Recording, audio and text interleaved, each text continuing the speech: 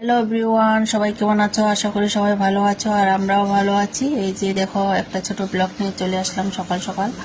আর সকালে করতে আজকে সব কাজকর্ম হয়ে গেছে, চাটা খাওয়া হয়ে গেছে।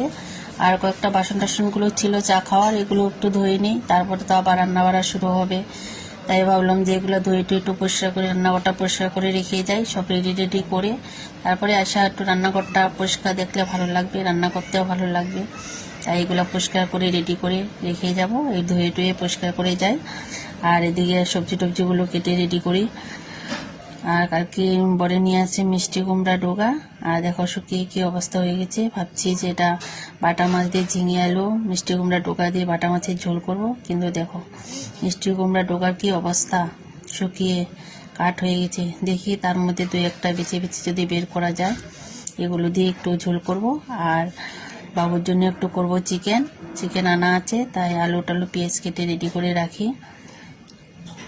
আর ফ্রিজের থেকেও চিকেনটা বের করতে হবে, করা হয়নি, তাই এগুলো কেটে রেডি করি, তারপরে বের করব। আর এদিকে দেখো মিষ্টি কুমড়া ডোগার কি অবস্থা হয়ে গেছে, দেখো সব আমি ফেলে দিচ্ছি। এই শুকনা শুকনা খেতে আমার ভালো লাগে না, তাই ফেলে দিচ্ছি দুই একটা রেখে। আর এখন ফ্রিজের থেকে একটু চিকেনগুলো মাছগুলো বের করে রাখি, একটু নর্মাল হোক। আর এদিকে আমি এগুলো পরিষ্কার টরিষ্কার করে রেডি করে রেখে যাই, চান টান করে পুজো দিয়ে তারপরে রান্না করতে আসবো। দেখো মোটামুটি সব কাজ রেডি হয়ে গেছে, আর এখন কোনো কাজ নেই, শুধু রান্না করার কাজ।